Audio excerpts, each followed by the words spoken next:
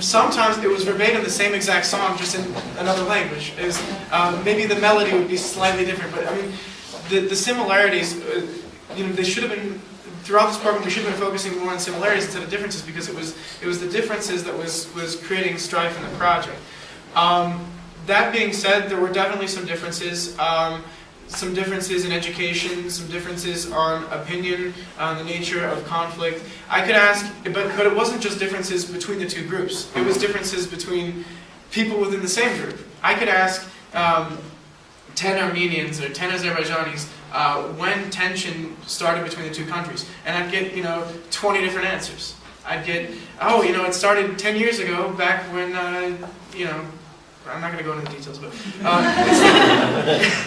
or it started 3,000 years ago because our countries have never gotten along, and this was our land and this was their land, and this. But the point is, agree to disagree. There wasn't even consensus within the same group, and that's the truth about conflict in general. That there is no truth, there is no two sides to the story, there is no one side to any story. Everybody's been touched by the conflict in different ways. Everybody's been educated in a slightly different way. Some people felt lost within their own family.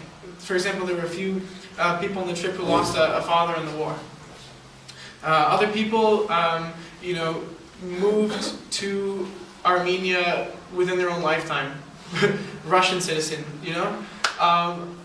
just completely. Some people lived in Karabakh and were displaced. Some people have very little connection with the war, and we're more focused on the media aspects of this program. So coming in here, we all had our personal experience, our personal biases. And I think one of the most powerful things that we could have done, had we just sat down and had this discussion, would be admit our bias, admit what we identify with most, admit where our alliances are. Some people say I'm from the United States, other people say I'm from Vermont.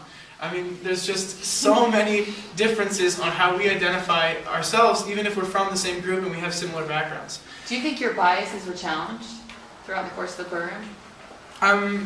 I don't think I can. I've always tried to challenge my own biases because I understand that I have. The entire time I was admitting my biases, but the point is, I don't think I can ever fully eliminate a bias. Now, well, 1 second. I think that she was going to make a comment on that. Oh, go for it.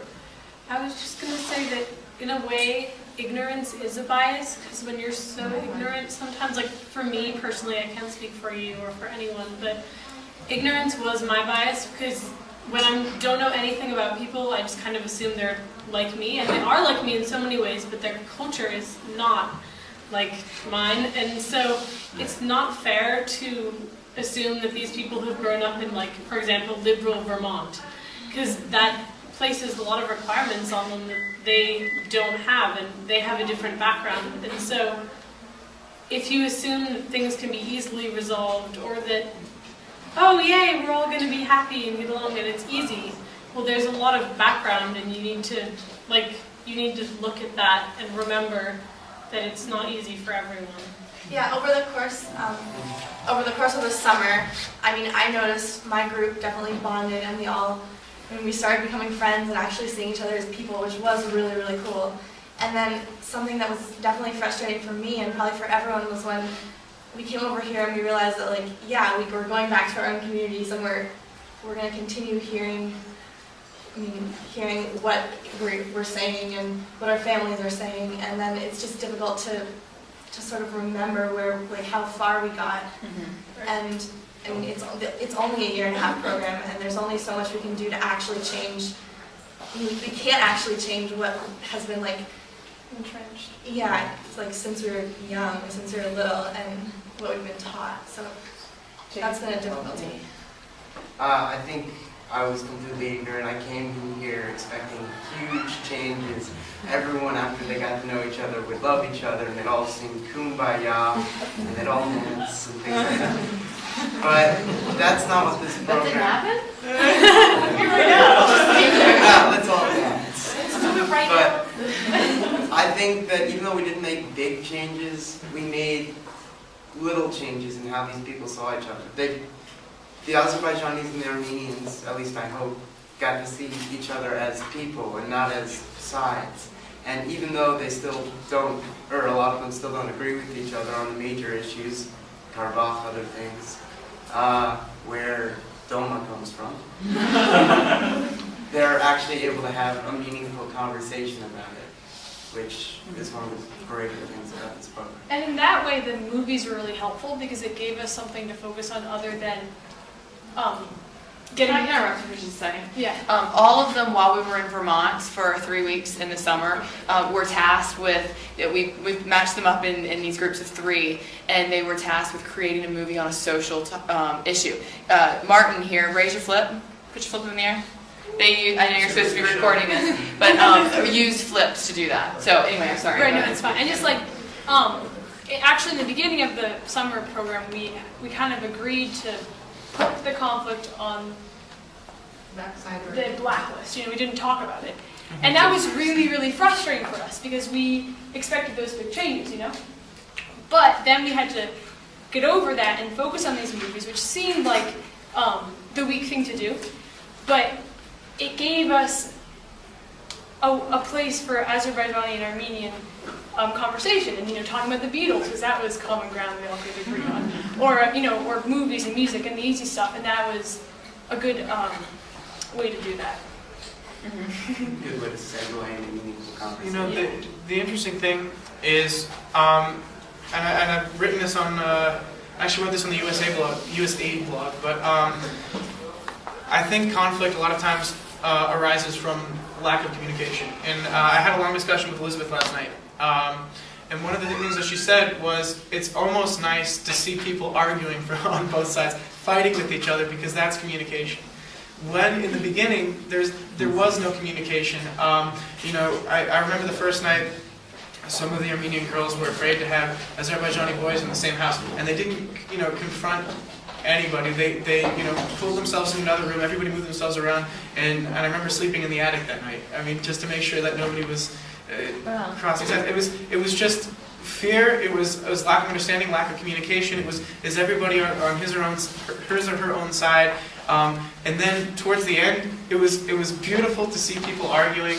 And it's frustrating right now because this was originally supposed to be, this conversation right here, a dialogue between all 3 groups. And there's some successes and failures, and I think the discussion that we had last night leading up to this was a success, believe it or not, because in the end, both Armenians and Azerbaijanis decided that it would be better. There was a consensus not to take part in this discussion in the format that we originally intended. But as you can see, there are Armenians and Azerbaijanis speckling themselves throughout the audience here, and they're here.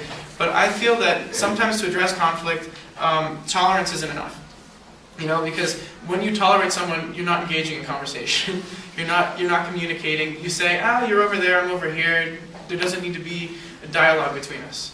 And that in order for us to create a peaceful resolution of this conflict, we have to realize that we are different, but we're the same, and that we can really appreciate each other's differences and understand that they're unique, and that's what makes us all unique, and then really embrace what makes us the same, and realize that we're here, we're sharing this planet, we're sharing this land, we feel a connection to each other, we have a common history. Another little tangent, people from each country were saying, oh, you know what, I can see the differences between an Armenian and Azerbaijani.